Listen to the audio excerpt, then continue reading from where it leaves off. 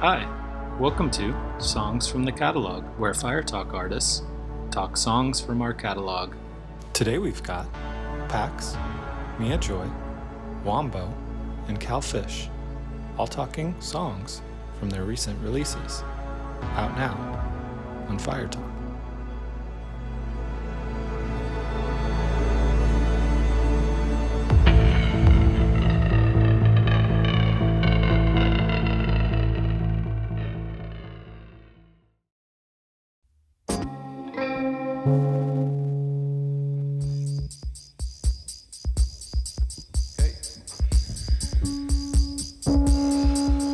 So the song Treadmill of Destruction was recorded and written in the fall of 2017, I believe, in my bedroom in Tivoli, New York at the time, where I used to live. It was made in a very specific and absurd guitar tuning that had some extremely loose strings, so that the notes on the 12th fret just sounded completely different than the open strings. And that's how you get this kind of popping on the chorus. The drum track was recorded using my friend Rafi's really old drum machine, this cube drum machine that I just remember being so infatuated with and thought it was so fun. The lyrics: leaves are falling off, I'm afraid of falling down off the treadmill of destruction. Water's coming in, water's coming out, I'm afraid of falling down off the treadmill of destruction. Triggers float away to somewhere out of earshot. I was thinking at the time a lot about the storms in Florida and Texas, these giant superstorms that were causing all of the beaches and to be basically dry. The tide was just going way out, and then was coming in and flooding the entire cities. But beforehand, the tide would go way out, and it was eerie. And I was in an anthropology class called Toxicity and Contamination, where we learned about this idea that a lot of people write about, the treadmill of destruction, which mainly refers to how the military destroys landscapes and environments with weaponry, making them toxic and inhospitable, and in effect it just kind of creates more and more conflict and more destruction.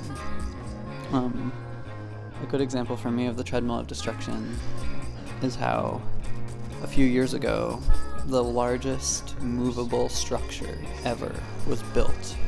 It was a giant movable structure called the Shield, which was used to cover the site of the Chernobyl nuclear explosion. And so this high technology, nuclear energy, caused this very large explosion. And the only way to cover up this site decades later was to build the largest movable structure of all time, and to cover it, to stop toxic dust from spreading across the landscape and poisoning people. But the thing is that they know that in another couple decades, this shield is going to degrade and fall apart due to the radiation and weather conditions. And so the treadmill of destruction continues because they know in a few decades they'll have to build the next largest movable structure to cover this. At the time I was just feeling so much anxiety about being locked in the treadmill of destruction. The destruction just gets exponentially worse and worse. But it's also a pretty pleasant sounding, sweet song. And my good friend Lucia added vocals to it, and it's a real bouncy one. I don't know if I'll ever find the guitar tuning again to play it. But when I play live, I do kind of a dance version of it, using my SP404, sampling the guitar parts, and yeah, I like that song.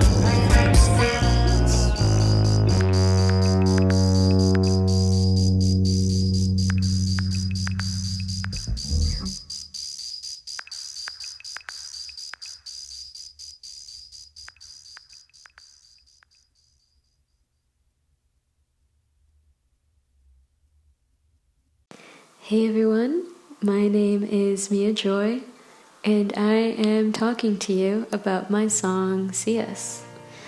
CS was the very last song I wrote for Spirit Tamer, and we tracked it on the very last day of tracking the album. We miraculously snuck it in, and I'm really grateful for it. Recorded it at Palette Sound with my very good buddy and audio engineer for the entire record, Michael Mack. And so I'm playing guitar and vocals, and he's filling in for drums and bass. So the drums were inspired by 60s girl band, Phil Spector, Sam Evian, like very big, warm drum fills that I wanted to inject the song with, feel-good optimism. And the wind chimes in the beginning of the song is actually very special to me and intentional. I was inspired by The Cure's Plain Song. In the beginning of Disintegration, it starts with these really, really big wind chimes that just feel like an explosion of like something starting, or like a cleansing of something starting. And it's just a very, very, very subtle homage of that, because I knew I wanted CS to be, the beginning of side B, and I wanted it to feel like an energetic cleanse and the beginning of the new side of the record. The song is essentially a love song, and now it takes on a completely different meaning, because when I wrote it, I was singing about the optimism that love gives you, and the feeling of expansion and seeing the world together. And then obviously the pandemic hit, and none of those things were possible anymore. But now I like to hear it as, a message for all of us that, those feelings can be possible, and one day we can feel optimistic about the future, even though it feels kind of bittersweet now. The demo was actually a very slowed down, romantic song, and I felt that we had enough of that on the record, and I wanted to challenge myself on how to write a happy love song. So here it is.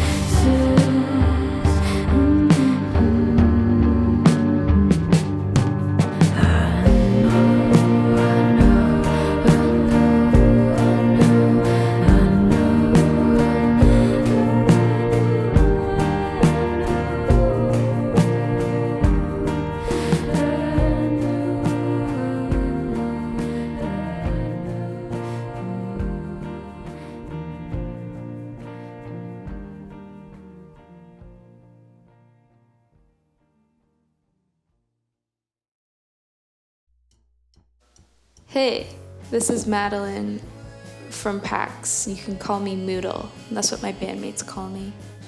Silverton. This song I wrote in a state of sheer rage and confusion. I did the drums for this one, and I think they rock. Dexter's amazing work amps the song up like crazy, and Noah's bass interweaves between me and Dexter's guitar so eloquently, and just kind of keeps propelling you through the song. It really is like like a whirlwind. Talk about a doctor's worst nightmare. We're talking about a quick tongue, smooth talking person. I'm sure I'm missing some metaphor on this number. Fall for more.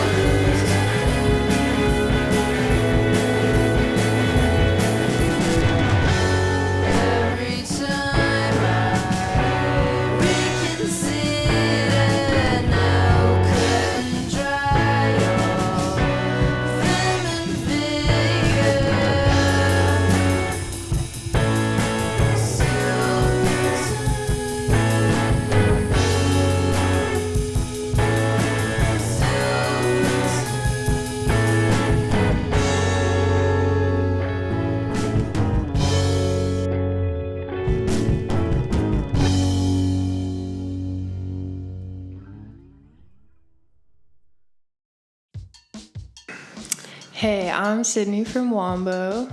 Sup. I'm Joel, and I play drums. We're going to talk about the song Sad World. So Cameron's also here.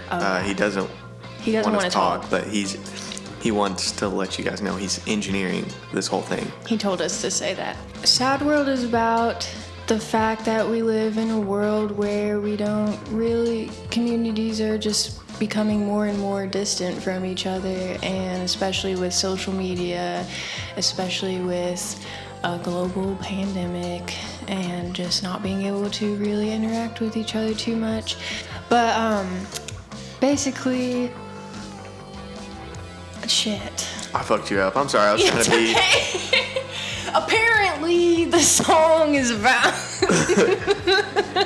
right. Apparently, this song is about not being able to see each other and interact with each other, and how, we can all get inside our own heads, and, our perceptions of reality can become very askewed when we don't get to talk things out with each other, and like literal human contact, like shaking hands and like touching each other is like so important.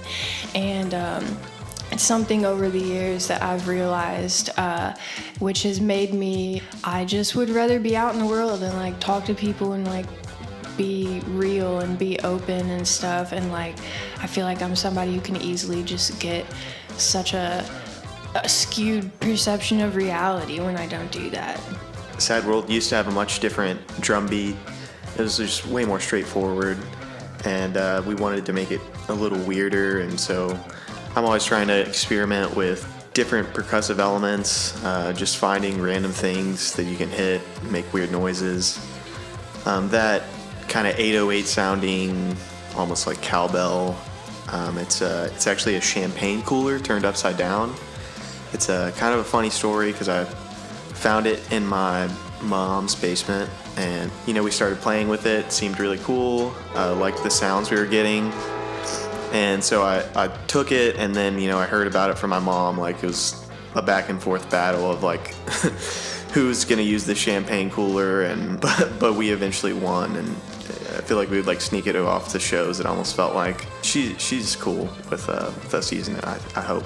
Yeah, we don't really know, actually. She knows about it, but it was just kind of funny how it was collecting dust, and then as soon as I started using it, all of us. Oh, I need that champagne cooler.